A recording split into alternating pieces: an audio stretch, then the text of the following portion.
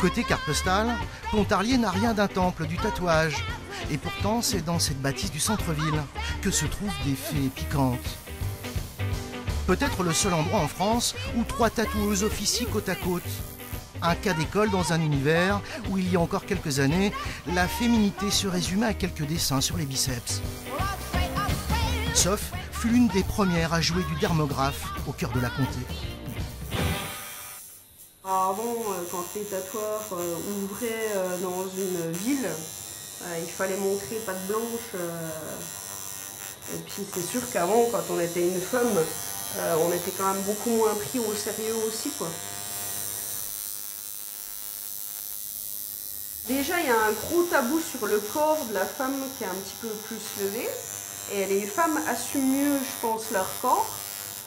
Là où dans les années 80-90, les choses, je pense, étaient différentes.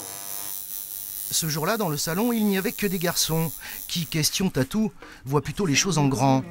L'œuvre d'une vie pour le client, des heures de concentration pour Lisa. Au fur et à mesure du temps, les gens prennent un peu plus de risques, ils ont un petit peu moins froid aux yeux. Et hein mon petit. Et lui, c'est son premier tatou. Et il est arrivé, bonjour, je voudrais des ailes dans le dos, quoi. Tu m'avais dit, ouais, fais-en déjà un petit, vois ce que ça fait, et on en rediscute. Voilà. Mais moi, j'avais aucune idée de ce que j'avais envie, hormis celle-là.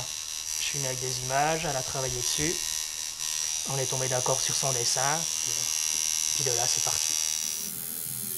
Spécialiste du piercing, Virginie, elle aussi, s'est lancée dans le tatouage. Un métier qui ne s'apprend pas vraiment à l'école. L'apprentissage peut durer des années. Le rêve d'un tatoueur, c'est quoi? C'est de faire un dos complet, un corps complet? Le rêve d'un tatoueur, je pense que ça dépend de chaque tatoueur. Moi, personnellement, c'est déjà de faire du mieux que je peux. D'être contente de mon tatou, sachant que je pense que pour beaucoup, on est des éternels insatisfaits. On veut toujours faire mieux. Ici, pourtant, il y a bien un tatoueur. J'en sais le 4e élément de ce quatuor atypique. Le dessin comme le tatou, on a quand même un espèce d'engagement physique par rapport à ce qu'on fait, et ça forcément, le côté féminin à ce moment-là peut ressortir concrètement, graphiquement, dans le résultat des pièces de tatou, comme dans les dessins, dans les flashs. Donc forcément ça a changé quelque chose, c'est sûr.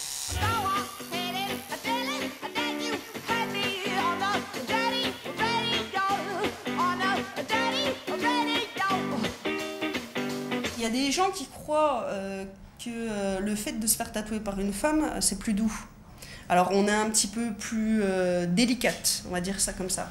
Mais de toute façon, les aiguilles, c'est les mêmes. Donc...